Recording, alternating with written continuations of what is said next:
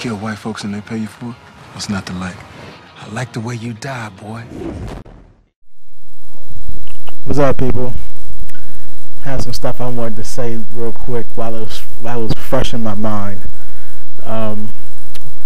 I'm away for the holidays, so I'm on like this really bad system with like a really bad mic, so I don't know what it's going to sound like. I'm going to try to augment it or amplify it with another program or something later, but anyway, as I'm making this, it's Christmas, which as we know is Horace's birthday, so I figured like a good way to celebrate the birthday of Heru the Avenger was to go see Django Unchained. Now I know there was like a lot of controversy about that movie and negative commentary on it, which is interesting because a lot of negative commentary was coming from people who hadn't seen it. Spike Lee was one of them. He said that he refused to see it because he said that it would be disrespectful to his ancestors to see it. Cat Williams was another person, randomly enough, that was speaking bad about it. He had a problem with Jamie Foxx even being in the movie. He said that on stage in one of his acts, he was talking about Jamie Foxx being in the movie. He said anyone who played the part of Django deserved to die, actually. And then he started to lay into Jamie Foxx, saying that Jamie Foxx was gay and all that.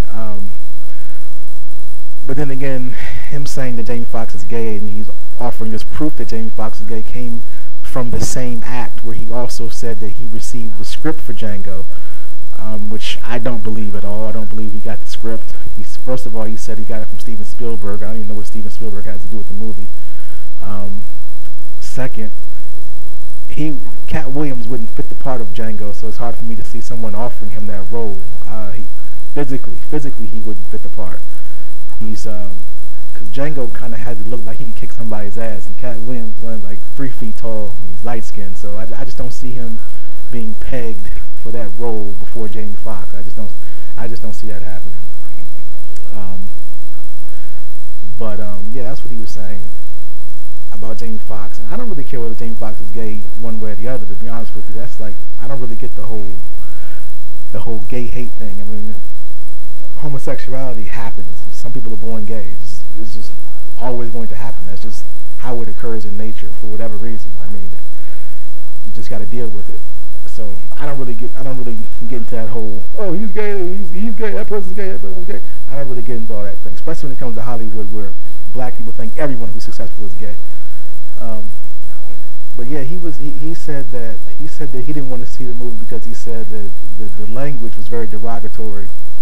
Cat Williams did. He said the language is very derogatory, so he didn't want to see it. But I saw it, and let me just say, all the controversy you heard building up to it, forget all that and go see it, because Django is off the fucking chain. No pun intended.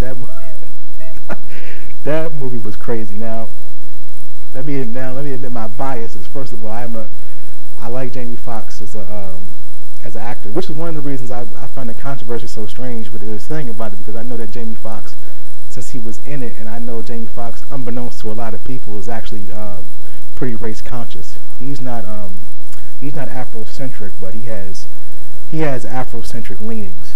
So I was kind of wary about that from the beginning. People were talking about it like it was like a racially offensive movie, because I don't think that was something that Jamie Foxx would really be a part of at this stage of his career, where he can actually pick his roles. Maybe when he was like just starting out or something.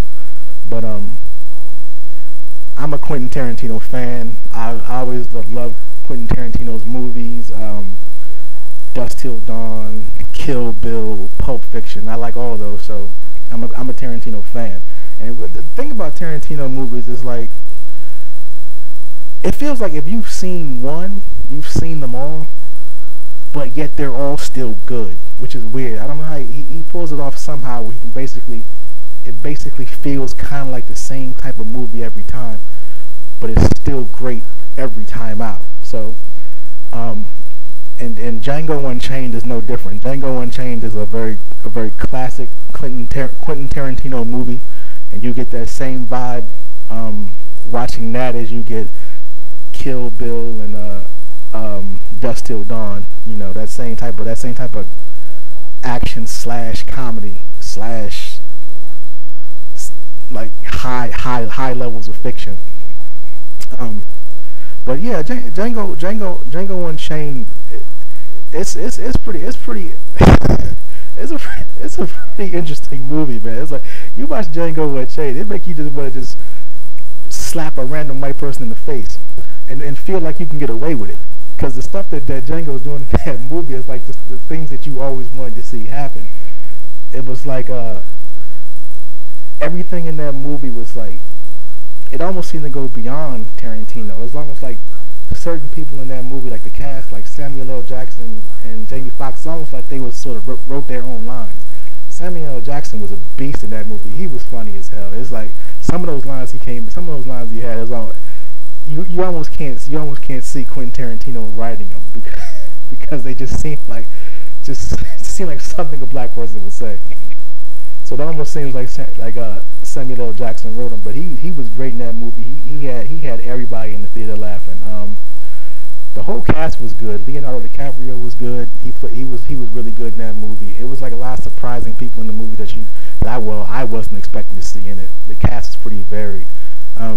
If you haven't seen it, I'm not going to go into all of it. I'm not going to spoil the movie, but I will say my boy was in there. My boy Shane from The Shield, which was like the best movie on television. He was in there. That kind of surprised me. And I like seeing him in that. The only real problem I had with Django was that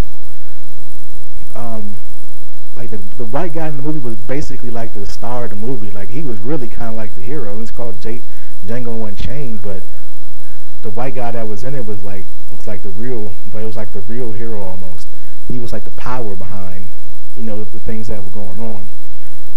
I didn't really like that too much, but I mean that's what you're going to get when you're dealing with white Hollywood and you have a white creative team. That's what you're going to get. It's a good movie, and it went beyond, you know, what you would normally see from a Hollywood movie, but you know that it can only go but so far under those conditions. I mean, that's why we definitely need our own media sources, which is something I've been saying for a while. I realized that years ago when I would watch a certain movie and it would make me feel a certain type of way on a subconscious level, and I couldn't really put my finger on why. But as I got older, I started to understand. I would start to check who directed the movie, and you would start to see that certain people would direct. Like if you saw like a black director, the movie would go a certain way, and that's what we need more of. But that's kind of like I don't want to get too heavy into that. That's like a subject for another video. But yeah,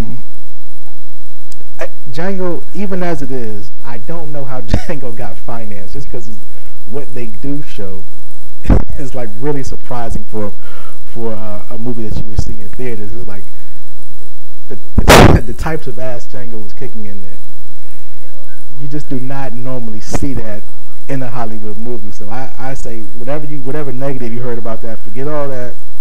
Go check the movie out before it gets banned in theaters, because when white people like find out what's actually in it, they might try to have it removed.